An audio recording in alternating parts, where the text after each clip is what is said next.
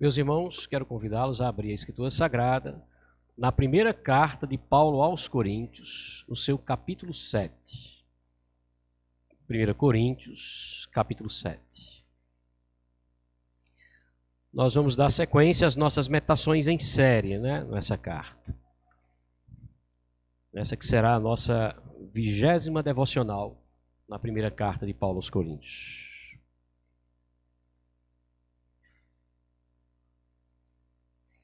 Todos encontraram? 1 Coríntios, capítulo 7. Muito bem. Nas nossas últimas devocionais, nessa carta, escrita por Paulo à Igreja de Cristo na cidade de Corinto, nós vimos que, de um lado, haviam alguns irmãos da igreja que estavam vivendo a imoralidade sexual, estavam vivendo de forma imoral sexualmente, e não viam nisso problema algum. Veja que coisa. Eram eles que diziam aquela famosa frase: todas as coisas me são lícitas. Do outro lado, haviam aqueles que diziam que era melhor então se abster de toda e qualquer prática sexual. Veja que coisa. Se de um lado haviam aqueles que não viam na imoralidade sexual problema nenhum, do outro extremo, no outro extremo estavam aqueles que diziam que o certo é você evitar, se abster de qualquer prática sexual que seja, para que você não se contaminasse com esse tipo de pecado. Esse segundo grupo chegava a dizer que, sendo assim, é melhor então que o crente não se case, que ele permaneça solteiro. E Paulo tratou disso, e nós vimos aqui, no capítulo 7, do verso 1 até o verso 9, não foi?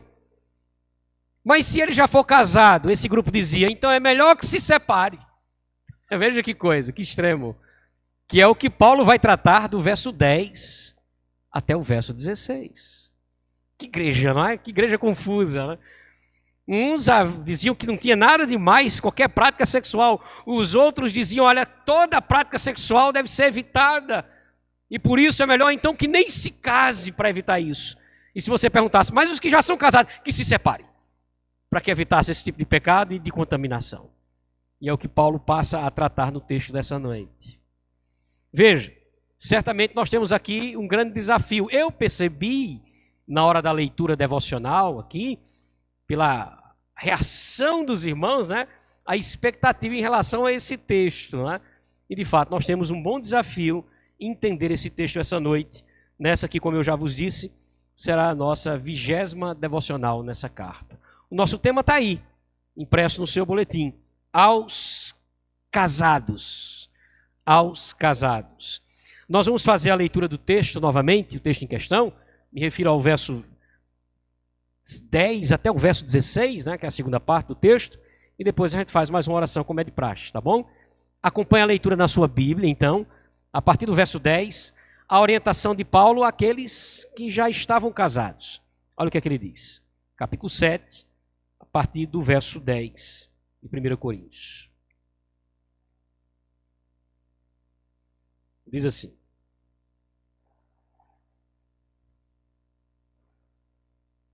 Ora, aos casados ordeno, não eu, mas o Senhor Jesus, que a mulher não se separe do marido.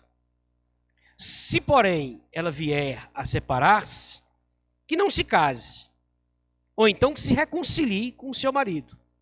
Da mesma forma, o marido não deve se separar da sua mulher. Verso 12. Ao mais, digo eu agora, não, Senhor Jesus, se algum irmão tem uma mulher que não é crente, e se essa mulher descrente consente em morar com ele, em permanecer no casamento, que ele não a abandone. Da mesma maneira, verso 13, a mulher crente que tem um marido descrente, e esse marido descrente concorda em conviver com ela, que ela não deixe esse seu marido. Por quê, Paulo? Verso 14.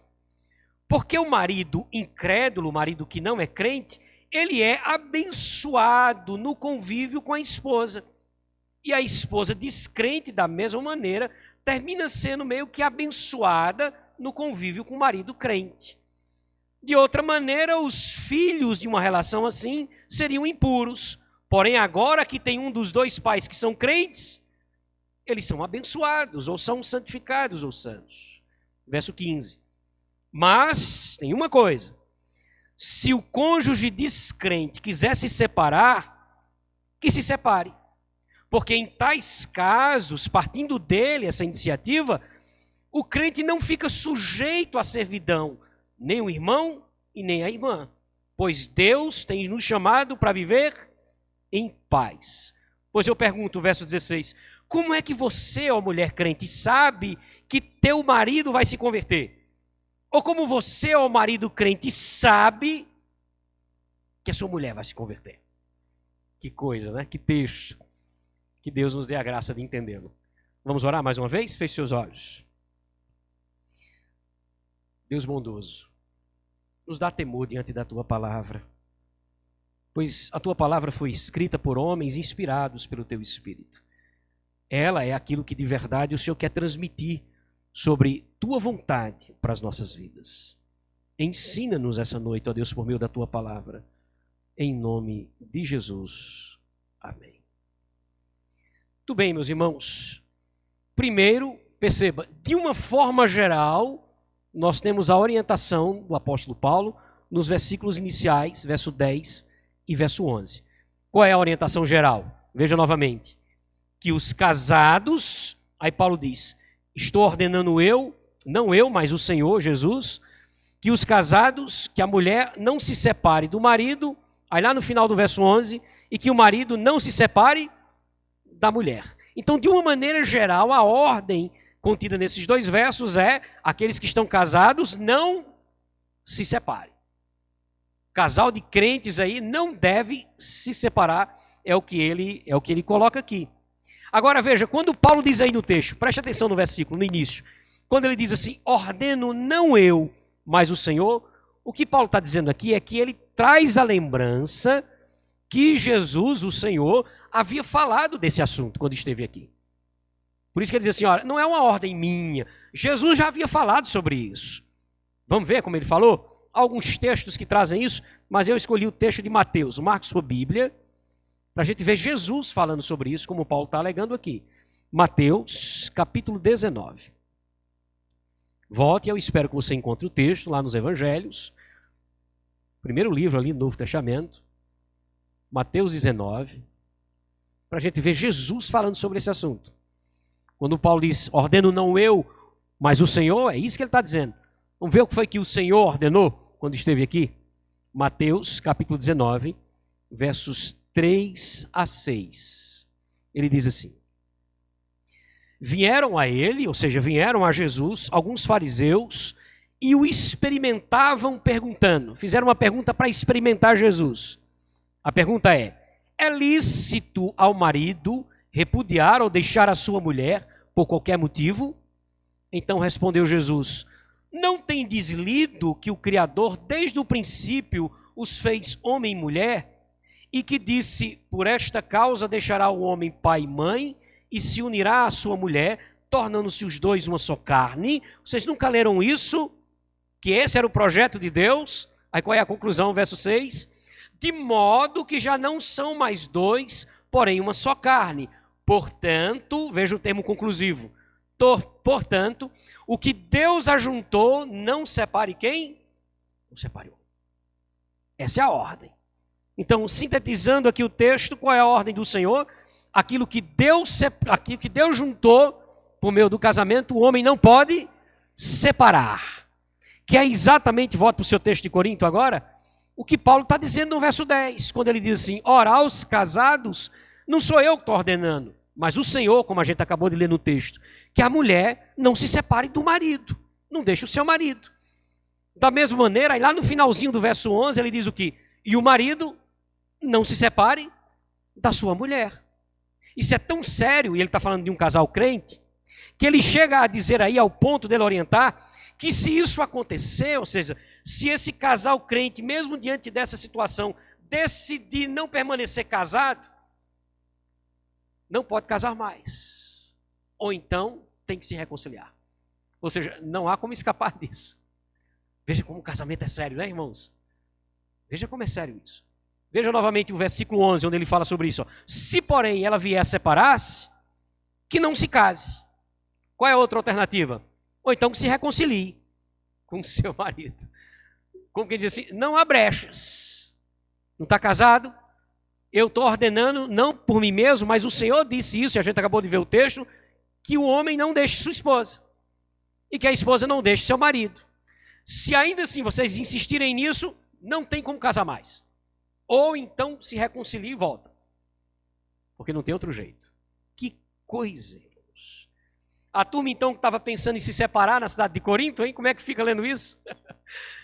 Que fica pensando, olha, nós precisamos nos separar para evitar a prática sexual, que é terrível, para a gente não cair nesse tipo de pecado. Ou então a gente precisa se separar para que a gente possa ter mais tempo para o reino de Deus. Olha a conversa.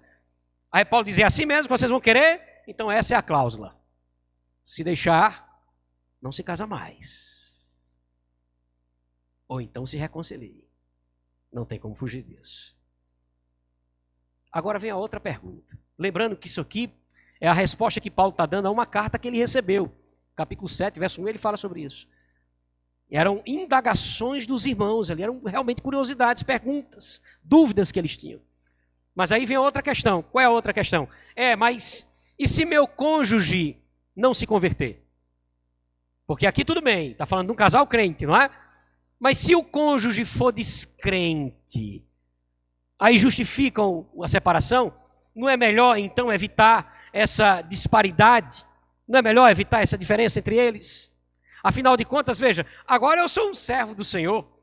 Agora eu sou uma serva do Senhor. Como é que eu vou conseguir conviver com alguém que pensa tão diferente de mim em relação a essas questões espirituais? Não é melhor então, Paulo, nesse caso, não é, de ser um descrente, é melhor se separar? Qual é a resposta que o apóstolo vai dar? Verso 12 e verso 13. Ao mais, digo eu, não o Senhor, se algum irmão tem mulher descrente ou incrédula, e essa consente em morar com ele, qual é a ordem? Não a abandone. Aí ele completa, verso 13. E a mulher que tem marido descrente ou incrédulo, e esse consente em viver com ela, qual é a ordem? Não deixe o marido. Só atenda se for o apóstolo Paulo, viu? Para tirar alguma curiosidade nossa aqui. Muito bem, conseguiu encontrar o botão aí. Voltar ali no... Veja como é complicado, né? Um barulho assim já distrai a gente, né? Vamos tentar se reconectar com o texto novamente. Especialmente eu que perco a concentração muito fácil. Vamos lá, preste atenção. Paulo está dizendo que no caso de ter um descrente dentro do contexto conjugal, a ordem não é diferente. Ele diz, olha, se seu marido não se converteu, e o contexto aqui é o seguinte, irmãos. Dentro dessa realidade do casamento, ele se converte, algum se converte e o outro não. Então a percepção que eles tinham é que se nesse caso, então, nesse caso pode se separar. Aí a orientação que Paulo dá aqui nos versos que nós acabamos de ler, 12 e 13, é que isso não deve acontecer. Agora interessante que Paulo diz assim no texto, ó, ao mais, verso 12, digo eu, não Senhor. O que é que ele quer dizer com isso? É que Jesus não havia tratado desse assunto específico aqui. Mas agora Paulo diz assim, mas eu oriento vocês quanto a isso. Se uma pessoa se converte, mas seu cônjuge não, essa pessoa que se converteu não deve buscar a separação por essa razão. É o que ele coloca aqui no texto. Isso mesmo diante, preste atenção disso, de toda a dificuldade que isso pode gerar do cônjuge descrente. Porque isso vai gerar uma dificuldade, não vai? É lógico. O cônjuge descrente não vai acompanhar a sua vida devocional. Esqueça isso. O cônjuge descrente não vai pensar espiritualmente como você pensa. Esqueça isso.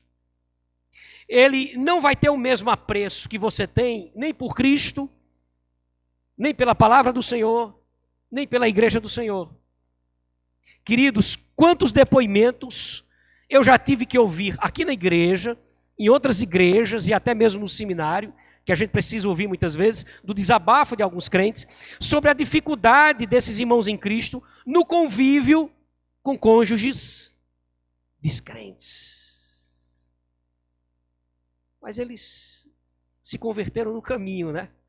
Já estavam casados, e aí conheceram a verdade, e o cônjuge não. Os desabafos são tão dramáticos, irmãos. Tão dramáticos. Pastor, como eu queria que ele pudesse me acompanhar. Como eu fico triste quando ele despreza a Bíblia. Quando a opinião dele é completamente diferente da minha a respeito da igreja, de Cristo, da palavra de Deus. E os depoimentos são dramáticos a respeito disso. E eu quero aproveitar para fazer um alerta àqueles que são crentes e que ainda não casaram. E que de repente se encontram muitas vezes em situações assim. Diante de uma possibilidade do casamento com um cônjuge descrente, sabidamente descrente.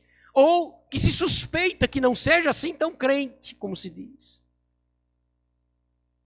Cuidado. Deixe que Deus fale ao seu coração. Mas veja, meus irmãos, aqui no texto, Paulo está orientando aquele que já está casado com um descrente. E a orientação é, se ele deseja permanecer casado com você, mesmo você agora abraçando a fé, qual é a orientação que ele faz? Mantenha esse casamento. Se ela deseja permanecer casada com você, mesmo sendo você agora um crente e ela não, mas aí, ainda assim ela diz, não, mas eu quero continuar com você. Mantenha esse casamento. Aí Paulo diz a razão no verso 14. Olha que texto interessante o verso 14. Olha o que ele diz. Porque o marido incrédulo, ou seja, o marido descrente, é santificado no convívio da esposa crente. E a esposa incrédula é santificada no convívio do marido crente. Doutra sorte, os vossos filhos seriam impuros, porém agora são santos. O que é que ele quer dizer com isso?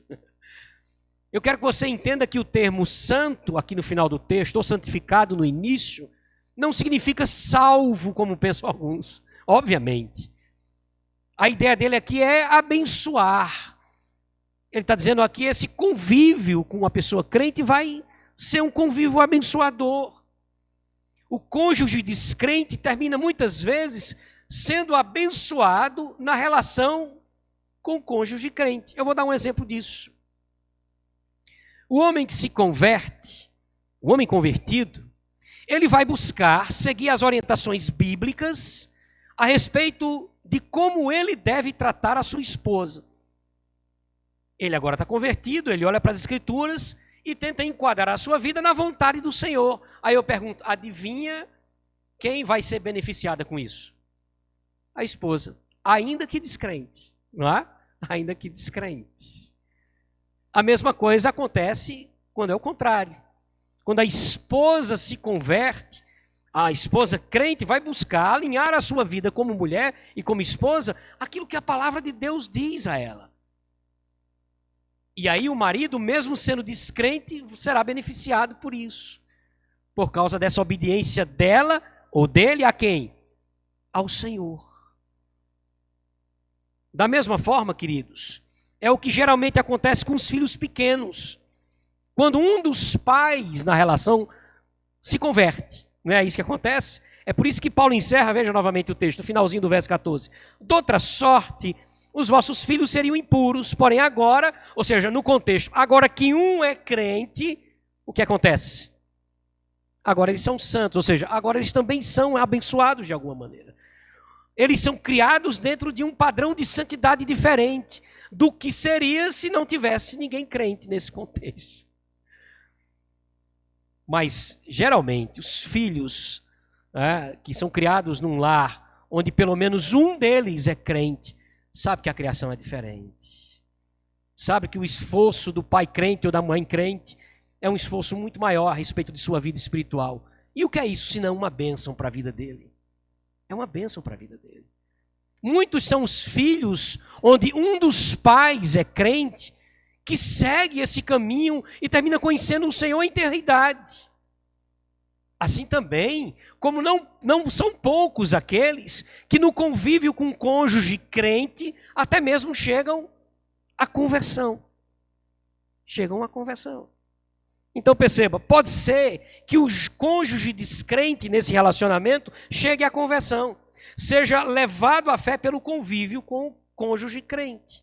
Agora veja, isso não é uma garantia. Não é uma garantia. Por essa razão, por não ser uma garantia, veja a última orientação de Paulo no versículo 15, o que é que ele diz? Mas, se o descrente quiser se apartar, qual é a orientação que ele dá? Que se aparte. É como se Paulo dissesse, deixe-o ir. E aí ele completa. Em tais casos, não fica sujeito à servidão nem o irmão, nem a irmã crente. Por quê? Deus tem nos chamado a paz. Se ele ou ela, descrente, não suporta viver com você e quiser se apartar por causa da sua fé em Cristo, ou por causa da sua busca por uma vida de santidade, com a orientação que Paulo dá, que se aparte, deixe que ele vá, deixe que ele parta. Meus irmãos, e aqui a gente já entende que são 3 os casos em que os laços de um relacionamento conjugal, ou seja, os laços de um casamento são desfeitos. Como é que os laços de um casamento são desfeitos segundo as Escrituras Sagradas? Em 3 casos: morte, adultério ou abandono. São os 3 casos. Porque veja, você não precisa, segundo esse texto, ficar escravizado em uma relação insustentável, se ele ou ela não quiser mais viver ao seu lado, é o que diz o texto. E aí Paulo encerra o verso 15 dizendo assim, ó, não esqueça que Deus chamou você para viver em paz. Não crie esse conflito desnecessário. Se ele descrente ou ela descrente disser, olha, eu não quero conviver com você mais, essa vida que você leva por causa da maneira como você convive com esse seu Deus, essa fé que você tem em Cristo, essas coisas eu não concordo com isso, eu quero ir embora. A ordem que Paulo dá, a orientação que ele dá aqui é, deixe ele ir. Você não está mais sujeito a esse tipo de relacionamento. Deus quer que nesse caso você viva em paz. E aí ele encerra no verso 16. Esclarecedor verso 16, quando ele diz assim, pois como sabes, ó mulher, se salvarás teu marido?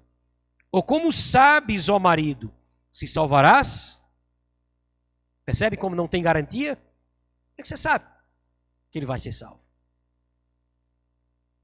Meus irmãos, o que Paulo está dizendo é que você não precisa ficar relutante, insistir em um casamento dessa natureza com descrente, na esperança, na expectativa de vê-lo convertido, não é somente uma batalha duvidosa e incerta, é sobretudo uma batalha desnecessária. Você entendeu isso? Não é só uma coisa duvidosa e incerta. Será que ele vai se converter? Será que ela vai se converter? Será que se eu insistir isso não vai acontecer? Não é só duvidoso e incerto, é desnecessário. É como que Paulo estivesse dizendo assim, ó, passa por isso não. Você não precisa passar por isso. Deus o chamou para viver em paz. Se ele consente em viver com você, tranquilamente, seja uma bênção na vida dele. Abençoe seu marido descrente, com seu convívio como uma serva de Deus. Se ela consente em conviver com você, seja uma bênção para sua esposa descrente. Deixe que ela perceba como é diferente viver com um servo de Deus. Ah, Paulo, mas e se ele não quiser? Deixa ele ir embora. Deixa ela ir embora. Não viva esse conflito incerto e desnecessário, porque Deus vos chamou para viver em paz. Aí ele encerra dizendo assim, afinal de contas, como é que você sabe que ele vai se converter? Como é que você sabe disso? Quem é que garante isso a você? Isso é Deus dizendo por meio de Paulo, viu? Como quem diz assim, ó, eu não garanto isso não. Eu não garanto não que haverá conversão. Queridos, eu quero encerrar a nossa devocional. Muito clara, né? Eu acho que é muito claro esse texto. Eu não quero fazer uma aplicação, eu quero fazer uma recapitulação e que ela nos sirva como uma aplicação nesse final. Então preste atenção. Aos casados, uma ordem apenas, aos crentes casados. Não se separem. Foi isso? Versículo 10 e versículo 11. E aí, mesmo que você tenha se convertido e o seu cônjuge não, qual é a ordem? Não se separe também. Verso 12 e verso 13. Seja um instrumento de Deus na vida do seu cônjuge descrente, agindo com ele como Deus ordena em sua palavra. É o que ele diz no verso 14. Em outras palavras, lute por ele, ore por ele, dê um bom testemunho em casa, deixe que ele se beneficie por isso. É o que ele coloca no versículo 14. Agora veja, se ele ainda assim deseja a separação por causa da sua fé em Cristo, ou por causa da sua busca por uma vida santa, qual é a orientação? Deixe que ele vá embora. Deixe que ele parta, né? Se aparte. Por quê? Porque Deus nos chamou para viver em paz, verso 15. Afinal de contas, como ele encerra, você não pode garantir que um dia esse homem ou essa mulher chegará à conversão. Verso 16. Que o Senhor nos ajude a seguir as suas orientações, simples e clara. Que Ele nos dê na nossa caminhada, especialmente na nossa vida conjugal, temor, santidade e sabedoria. Feche os olhos, vamos orar.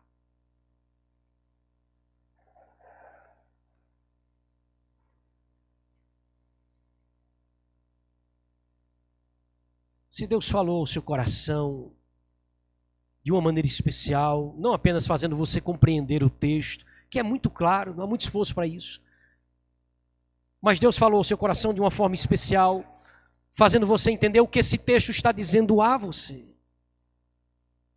Fale com Deus nesse instante. Fale com Deus nesse instante.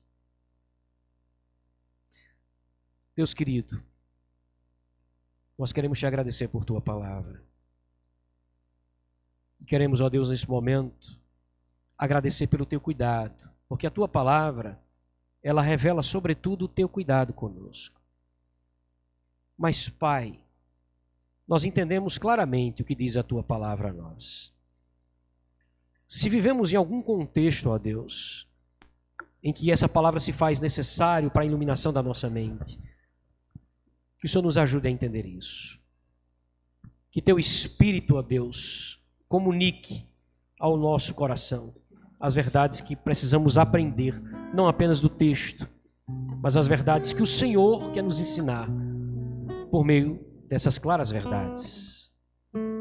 Nós te oramos agradecidos pelo que falastes a nós, em nome do teu Filho amado Jesus.